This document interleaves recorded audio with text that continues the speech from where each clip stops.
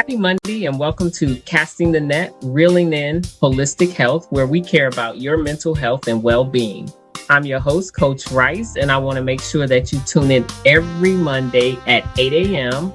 Central Standard Time, where I have my special guest on to talk about real issues that matter most. I want you to check us out on YouTube, Facebook Live, on Business Facebook page, also on the Be Awesome Network. Stay tuned. I think you're going to really like this next guest.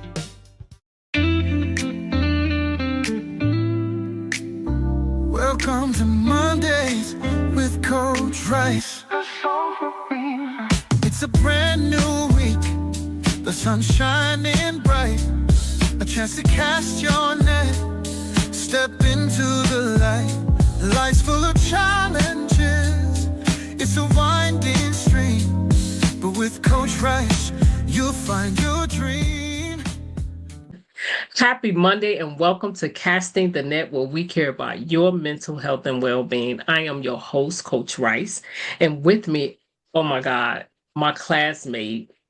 We went to Atlas School of Professional Psychology together. We graduated with our master's program together, but she went far beyond what I ever wanted to.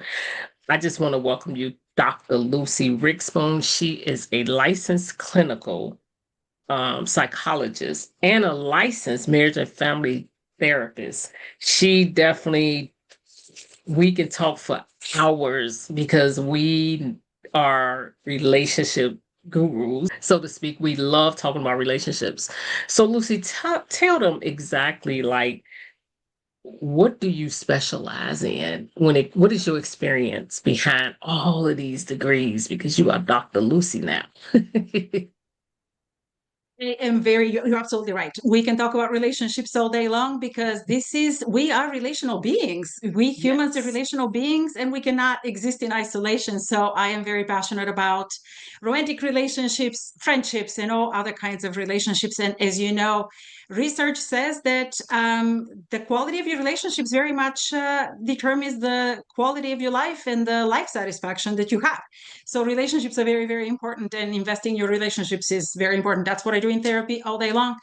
I help people have better relationships with themselves and with the people around them. Oh, wow. Yeah, so we do a lot of the same things. And we, as classmates, we always collaborated, right?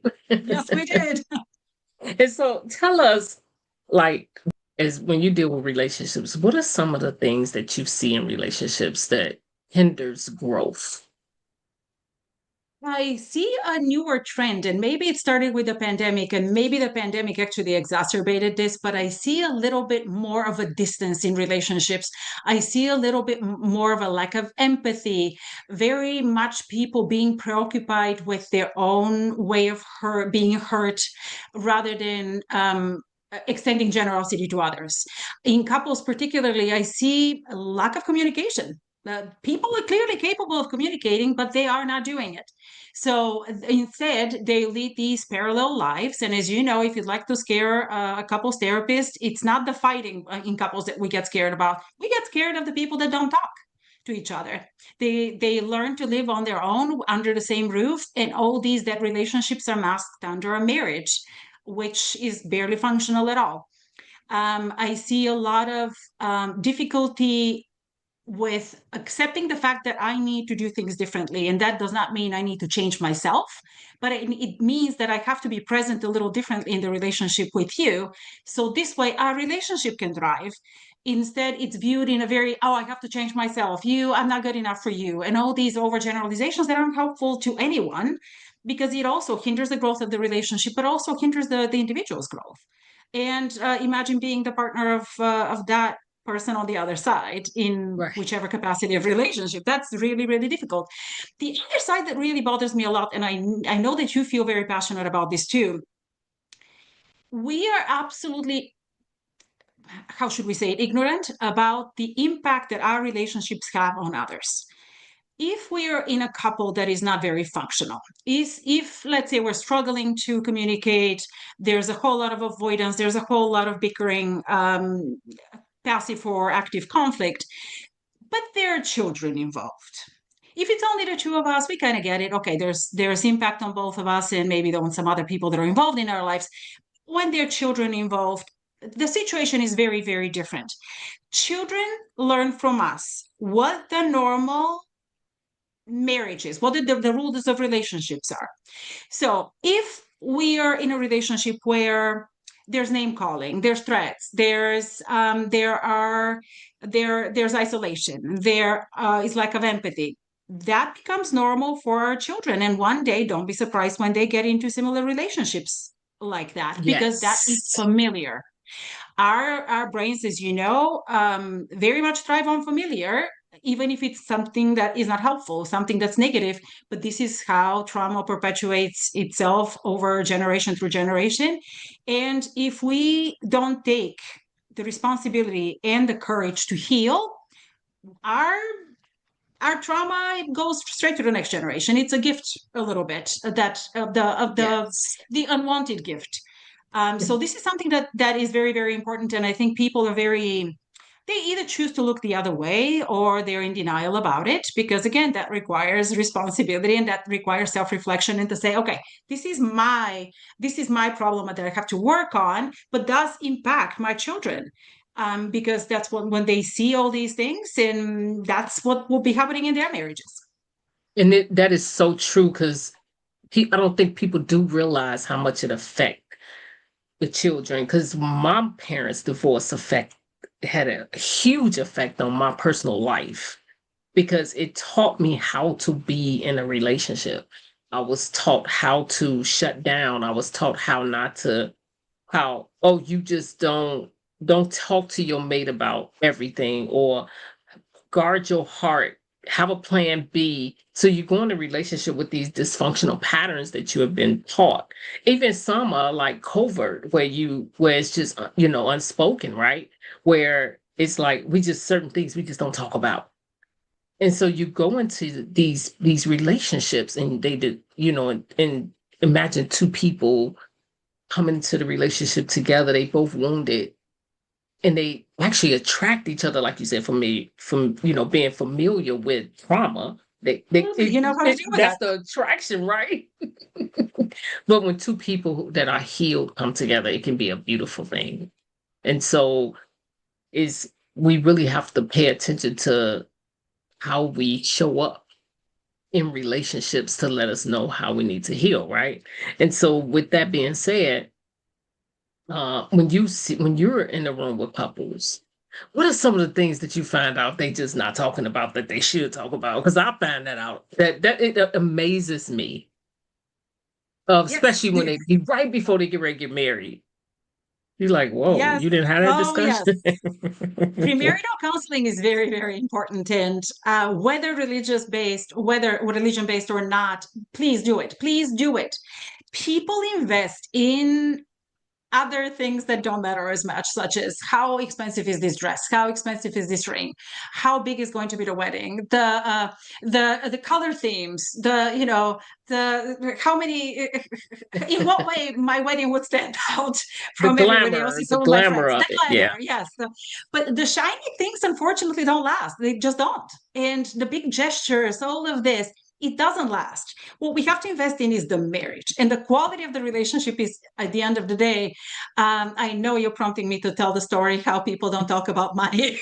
And this happens very often in premarital counseling, where couples discover that they have not discussed boundaries around finances and who's going to play what kind of role in the relationship. So I see this very often where in a heterosexual relationship type of couple, the female says, "Well, I'll stay home and I'll take care of the children, like my mom did." And this is the first time that poor soul, that male, heard that he's going to be responsible entirely for the financial support of the family. And he literally, his jaw drops and he says, "Wait, what?" And she says, "Well, yeah, that's how my parents did it, and that's what I'm going to do too." And if you think about it, how in today's world, the earning potential is very different. From one angle, it's very, very high in some very few areas, but in most areas, it's not. So very few professions actually allow that luxury of of one single income to be able to support an entire family. So a lot of flexibility and a lot of talking is required to get to this point that we have a bit of a disconnect here. We have a bit of a mismatch in our views. The same goes for, you gave the example earlier about how many children are we going to have? Are we going to have children at all? It's somehow assumed that we're on the same page. How are we going to raise said children? If we differ in our beliefs around parenting, this is a giant problem later down the road. The purpose of the premarital counseling is literally that, to prevent, to open the problems, to point out where the problems exist. So this way we can tackle them as we go, and we are not walking into this big decision, actually the single biggest decision in our lives, with eyes widely closed. So that's where premarital counseling is very, very important. It's not easy. I'm not sugarcoating it one bit, because that's when you get to see who your partner is, and you get to experience all these other layers of the relationship. But again, single most important decision you make. And I give this yes, because that's a huge decision you're making for the rest of your life. Invest in it. It's worth the investment to invest in premarital. You said something interesting earlier when you were mentioning about the divorce of your parents and knowing that you can't speak, right? This is part of the trauma, is not only what happened to you, but the fact that you weren't allowed to talk about it. There was no space for your feelings. There was no space for your thoughts. And this is actually much harder if I know that it isn't safe for me to speak, because conflict will happen, or somebody will be upset with me, or somebody will reject me in some way. This is the real danger in relationships, when I feel that I'm not safe to share how I feel and to share my concerns. This is a giant problem in marriages. So, and if we start off the marriage down like the communication. Absolutely, that becomes the norm and the rule. And people don't take, this is the other side, it's very stereotypical and very overgeneralizing in as I say it, but people don't take the time to get to know each other, because we are very, that is so true. We live in a little bit of a Hallmark movie. I mean, we want to live in a Hallmark movie. So when it comes to marriage, we as girls, we dream of the ring, of the dress, again, all these things that are very superficial, but we don't know. Technically, you're literally handing your life to somebody. You're handing yourself and your life to somebody, and you say, would you love me back the way I want to be loved? But he doesn't know how I want to be loved, nor do I know how he wants to be loved. And at the end of the day, whatever unmet needs we had in our relationship with our parents, with our caregivers, whatever unmet needs we had at that time left over, we package them in a little basket and we give them to our partner in marriage, because in our brain, this is our chance. We couldn't get them met before, but now this is our chance. And remember, every marriage we approach with the idea that that's going to be our only marriage, that's going to be the last one. So this is what our partner also gives us, a basket of those unmet needs, and suddenly we feel more strongly about whatever it is that we didn't get from our parents. If we didn't get enough attention, if we didn't get enough affection, if we didn't get enough admiration, respect, whatever it is, that's where we're much more reactive later when our partner doesn't give us that. And one, they didn't consent to that, and two, they weren't even aware of it. So it's a very tricky situation. It's really, it's actually, it's overriding so many boundaries, because I'm not responsible for you like that. I'm responsible to respond to you in a loving way. And so you're right. I love how you say we package it up, these unmet needs, because that is so true. And also, when couples come together, it's amazing how their lack of communication don't deal with things that are really at the forefront. And one of the things is that really causes relationship failure is lack of alignment.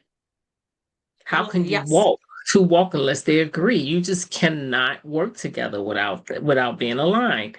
And so how do we get them aligned, right? We have to talk about it.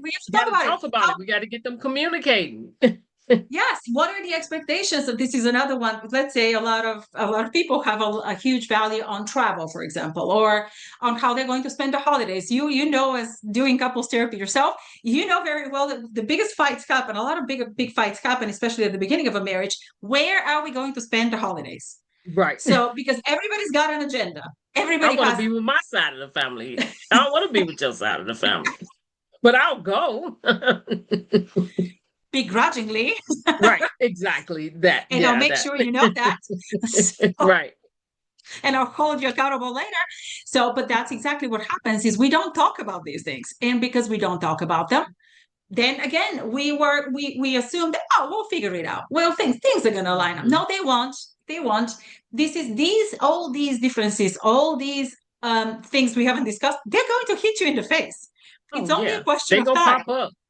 Oh, When yes, they will. distress hits, when distress come, here it comes. Absolutely. You know it.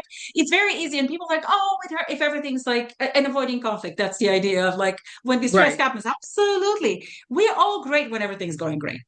It's all good. But the moment the stressor appears, the relationship is getting tested. So, Yes. and if we don't And have a safe baseline, it's a it, giant problem. And if we don't know how to fight, you and I were talking earlier about it, if we don't know how to fight fair, because it's very easy to justify our own bad behavior when we are dysregulated, when we feel hurt, when we feel entitled to respond to the way we're being hurt, all the things that come out. I ban the divorce word in couples therapy. If unless you really mean it, if you truly mean it, we should be talking about it. right. But if you're going to throw it around as a A threat, weapon, oh yeah. no, we have to recover from threats like this. Remember, when we receive love, when we extend love to someone else, it's a very vulnerable state. We have a hard time with vulnerability in general as a society. But when we extend vulnerability to someone else, if they don't receive our vulnerability, if they don't receive our love, we feel that we're not worthy. That's a rejection at a Yes. very core, very visceral level where it's very hard to come back from it. Right. So that's where if So I'm they don't vulnerable, realize things you saying, you planting so many seeds of discord that you really don't realize it's not easy coming back from that. You just can't just sprout out words like that, certain words, and just think that it's gonna slide over and be okay because you're planting seed of discord. absolutely, that's exactly what it comes down to. You can't, there's some things, and sometimes in couples therapy, I can tell you straight, I have to be very direct because people become they start to go down a path where there will be more damage done if I don't let them if I let them if I don't stop them immediately. Oh, this is Oh because yeah, again that absolutely. idea entitled to this, I deserve better, whatever. And then I will say all these things, right? They would say some things that they would use names and comments that are absolutely unhelpful. They just damage the relationship more, and it's so much harder to come back from it rather than not say it in the first place. So that's where, but there is a very fine line between I'm going to avoid conflict altogether. So in the couples that don't talk, oh, everything's great. No, it's not. We're not talking to each other. It isn't Right. great. So, I know or the couple, I have heard a couple say we don't fight. Then that's a problem. oh, yes. That's a problem because you That's a mean to problem tell me you relationship. never fight? That's a problem. Somebody is compliant more than they should be. You know why they don't fight? Because it's not safe. Exactly. Because fighting Exactly. is a risk. So I'm not that I'm not going in to take the translation. risk of ruining this Exactly. relationship by telling you what I feel, even though I'm acting it out in my behavior. So I'm not going to say how It I feel, but is I'm going to show right. you. It's That's what really is. they don't even know they acting it out in the Yes. behavior. And and it's really interesting because we love this because we love relationships can work if you really put the time and effort in it, and they really work very well when you do so. And we have to remember that it's nothing wrong with conflict if you know how to settle it in a healthy way. And that's what we're here to help with, is to help you really learn how to operate in a relationship, because all of those components help us grow. And Very much. we have sometimes we have to have those hard conversations in relationships, because if we don't, how are we going to grow? We're going to stay stagnant. And when you're dealing with relationships, it's interesting how they don't want to open up to each other about the real issues, but they want to triangulate their friends and family into it, which causes them problems and anxiety because they didn't have a conversation with the person they need to, which is their spouse. That gets because very complicated. exactly, we diffuse, not only do we diffuse the tension in a very unhelpful way, but now we brought you, friend, in my relationship. You come with your life experiences, with your mindset, with your feelings, and now that clouds completely what was going on between us. So now there's the third person who also has, and in many situations, it's very interesting, especially in families that operate on a multi-generational involvement. I always have to Yes. clarify, remember, the elder that you're going to call to come and sort out your relationship, the purpose of them, their goal is not to sort out your relationship. It's actually to squash the conflict and protect the reputation of the family. It's not to sort Right. out your That's no, so no, true. That is so true. Because it happens they Alzheimer's. don't want to, they don't want you to Out. go through this. They don't want this. So they really not, it's not helpful. I tell people, go seek professional help because families are not, you know, trained to help you in that way. And they there to listen, but go to a therapist where you can word vomit all your stuff out, right? And let them Absolutely. handle it. And your family you could save your family you can have a relationship with your family in a different way. But to give them all of your dirty laundry is not helpful at all because it's going to come back and bite And what's interesting about it is couples wait way too long to go to therapy. Way you. too Oh long. God, yes. One It's of like the the first, brink of like death, right? it's like, It's okay, like this going is to the the last doctor. box we have to check before we divorce. I'm like, oh no, no, no, no, It's this is like not going good. to the doctor for, you got cancer and you don't go until you're in stage 4. Yes. Yeah. So my favorite question, as you know, because you know me well, my favorite question that couples ask me, so doc, how long is it going to take? And my Right. They response is want that instantaneous. Yeah. magical therapy. So my Yes. response to this is, so how long did it take you to get here? It's not a helpful response. And they can't even answer that because they overlooked it for so long. And when we have conflict in marriage, that's our temperature gauge Yes. saying, this is something we need to deal with. This is something that's troubling us that we need to work out before we move forward. It's not something Espe- that we have to think of. It's all or nothing detrimental. We have to It's deal with that it. that's exactly what I was going to explain too. It's people assume that's, oh, it's just a luxury. Like, so this is on a next level of, oh, maybe I can get away without it. No, you can't. Especially if you're depressed, if you're contemplating suicide, this is a big deal. It is a big deal. If your Yes. relationship is a stressor for you rather than a source of empowerment and support, this is a big deal. Ooh, And that's a mic drop. because people are like, oh yeah, I've been depressed for a very long time. Yes, medications don't seem to help, and I'm contemplating suicide. And it didn't cross your mind that we got to work on these relationships. That this is where your a big source of your distress is right there. Mhm. And oh, but I can't be divorced. So you can be dead, but you cannot be divorced, because that makes so much Right. sense. So, but that's the kind of, you justify one decision so you can avoid whatever stigma you have around divorce, or whatever stigma you have around marriage therapy, or whatever version of problem solving a really, really bad relationship. But no, we'll contemplate all these other solutions that aren't helpful at all, but again, somehow they look more acceptable. So that's a giant problem where people wait for couples therapy to be this last resort, the last checkbox. And it's really problematic because when we start to delve into problems and say, well, how long has this been on the surface? And they're like, 5 years, 10 years. And that did not concern you for these 5, 10 years. We just waited. And yes, better now than never. But again, the expectations also will have to be aligned with that you're going to have to put a lot of work. Sometimes the other problem is that people go to couples therapy and they treat it like family court of some kind. They're there because they want to hear. So Judge Judy or whatever version of her Yes. says, you are doing everything You're right. wrong. And your husband is doing everything wrong. He has to change. You can just sit pretty. You have to just, do nothing.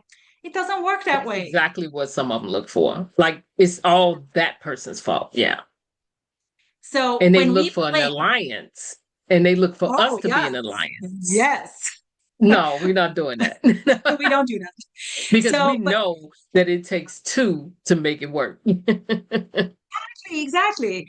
And the expectation becomes of, oh, because it's my husband's fault, then I don't have to do anything. And if I get divorced or whatever, everything's going to be great. I'm going to just replace him with someone else.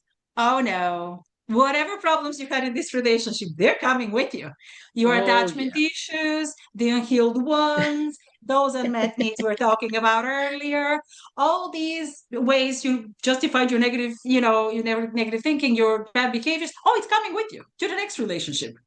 Yes, we don't know what that partner's response is going to be to it, but it's not going anywhere. It's this, yeah. And they usually It's the pick the same. same characteristics that they had in the relationship they had before because they never healed with, like you said, the unmet expectations and the unmet needs from their parents. And now they trying to get it from this person. And yeah, it goes on and on. So let me ask you a question. What are the most prominent things that you see in patterns of relationships that causes the most trouble? Lack of awareness of our own problems. This is what I see as attachment issues, for example. It's a perfect example. Attachment, we come with our attachment style. We approach every relationship with this blueprint of our relationships called the attachment style. It is based on our childhood and our upbringing and the core ones we've developed. Our generation particularly struggled a lot in childhood with emotional neglect. Emotional neglect does not mean that your parents were bad parents or any of that. It simply means that they either were not available enough emotionally to you for whatever reason. Maybe because they worked 3 jobs, maybe because they didn't know that this was important and it was much more important to put food on the table or whatever, or the survival kind of families where the survival was on the forefront and there was no space for anything else. But you, as a child with undeveloped brain at the time, you had needs. Those needs were to be seen, to be heard, to be understood, to be comforted when you had emotions. You had to learn that relationships are safe and that people are going to be there for you. And that when you have emotions, somebody will be there to validate them, to normalize them, to comfort you consistently. So if this didn't happen, you've developed insecure attachment. So insecure attachment kind of goes in one of two ways, which is that, but in theory, it means literally relationships aren't safe. People are not going to be there for me. I am not worthy of people's responsivity and of people's time and of people's attention and their willingness to comfort me.